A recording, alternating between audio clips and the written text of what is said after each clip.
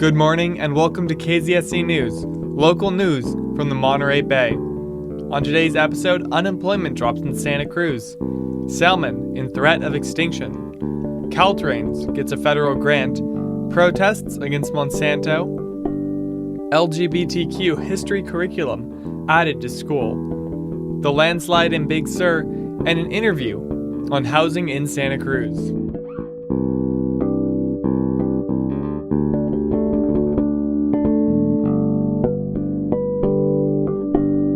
Unemployment in Santa Cruz is down to 6.9% as of April this year. It is down from 7.7% as of a year ago. There was a 3,100 position increase in jobs. This means a new total of 109,700 jobs in the county. This total includes full and part-time positions. The largest job growth came from a 1,900 position increase in the agricultural sector. The government is still the county's largest employer with 23,700 jobs.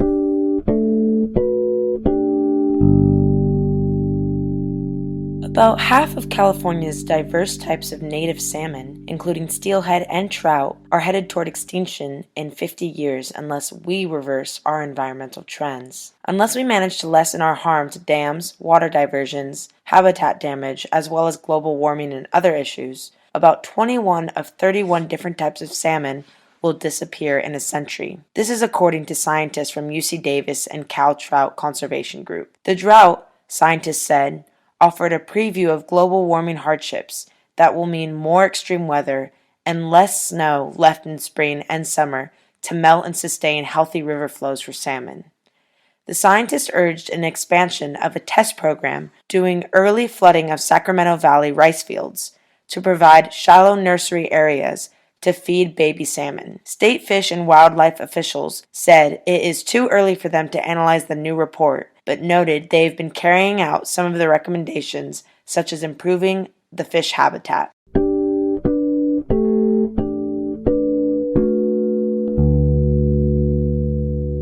The Federal Transit Administration made a surprising approval of a $647 million grant to shift CalTrain from diesel to electricity. The electrification of the 51-mile track will cost around $2 billion, and the rest of funding will come from state and local budgets. Previously, CalTrain officials feared the grant would be canceled by the Trump administration. Transportation Secretary Elaine Chao had originally declined to sign it in January after Trump took office. The conversion to electric rails is projected to be ready by 2021, with construction beginning in the next 60 to 90 days. The upgrade will double the number of riders a day from the current 60,000 riders to about 110,000 riders, with faster and more regular trains. The project will also create 10,000 jobs. Many had been advocating for the upgrade for decades. Democrats of California's congressional delegation supported it, while Republicans opposed it. It was a letter to Chao signed by 14 of them that led to her original blocking of the grant. Many are shocked by Trump's turnaround, marking this as an instance of his unpredictability.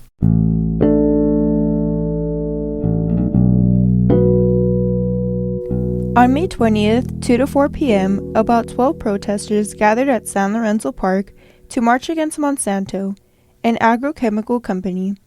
Marches were organized worldwide, urging people to eat GMO-free. GMOs, or genetically modified organisms, are organisms that have been altered through genetic engineering. Demonstrators wanted to protest Monsanto's production of GMOs and Roundup, a herbicide which is stated by California as likely to be a cancer-causing chemical. Alea Knight, organizer of the protests in Santa Cruz, talks about the effects Roundup has had in the community.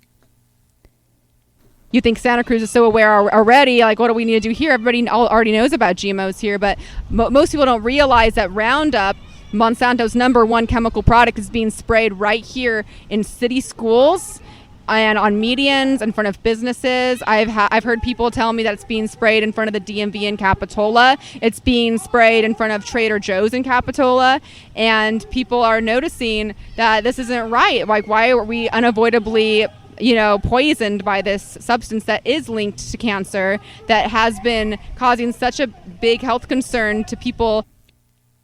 She also advises everyone to go organic.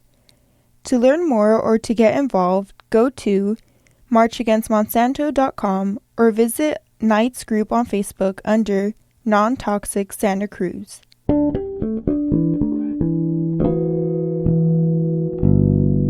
Harbor High School social studies teacher Ron Indra has begun implementing LGBTQ history in the classroom under a $10,000 diversity partnership grant from the Community Foundation of Santa Cruz County. Indra and 10 other educators from school districts across the county have met monthly since January to learn to bring LGBTQ history into their classrooms. Educators see these new lessons as necessary as they believe it allows students to see themselves in the lessons they are learning. The community will continue to push for further participation from the public.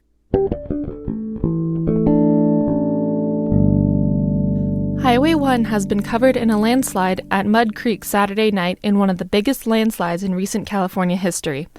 Millions of cubic yards of dirt and debris stretches for a third of a mile on the highway 37 miles south of Big Sur.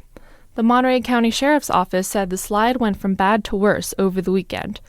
Before Saturday, the road was scheduled to open sometime in mid to late June, but CalTrain spokesperson Suzanne Cruz said, "We have no idea when it will open. Geologists are currently surveying the land, along with 5 other active landslides." The wet winter has made the soil increasingly unstable. Even though rains have stopped, the ground is still shifting due to Big Sur's unique geology. State road officials plan to wait for the immediate danger to pass before bringing construction workers back to the area.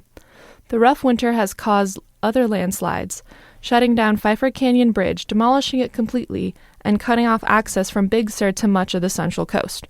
The only road for locals and construction crews is the east to west Nacimiento-Ferguson Road.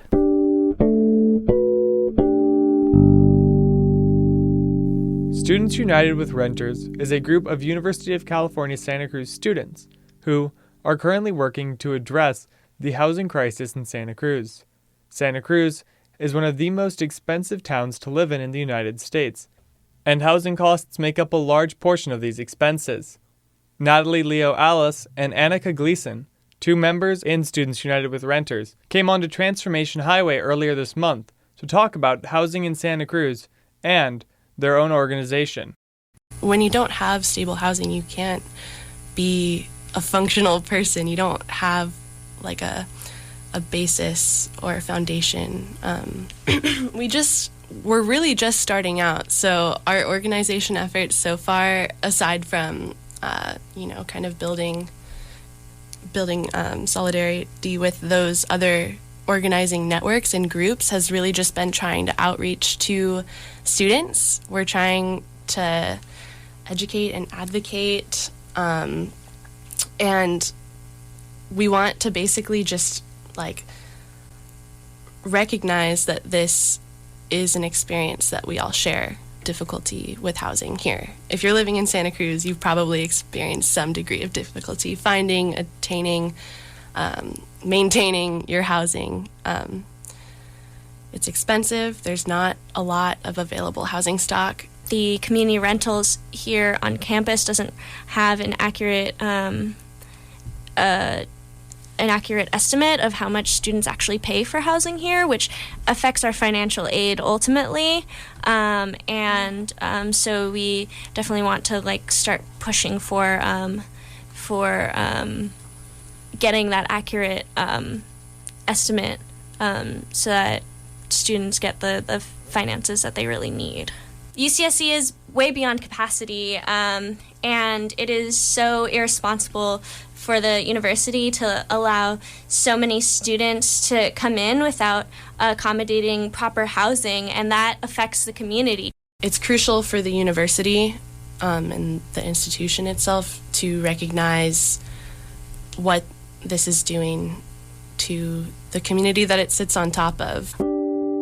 Opponents of a bill intended to smooth the way for the rollout of next-generation cell technology are cautiously optimistic after a key committee put the measure on hold on Monday. The State Senate Finance Committee put Senate Bill 649 in the suspense file in the face of vocal opposition from groups concerned that the 5G technology emits harmful millimeter wave frequencies when compared with the 3G and 4G now commonly in use. Josh Hart with the group StopSmartMeters.org says the bill would limit local government's ability to use zoning laws to block the proliferation of these towers near schools, hospitals, and residential areas.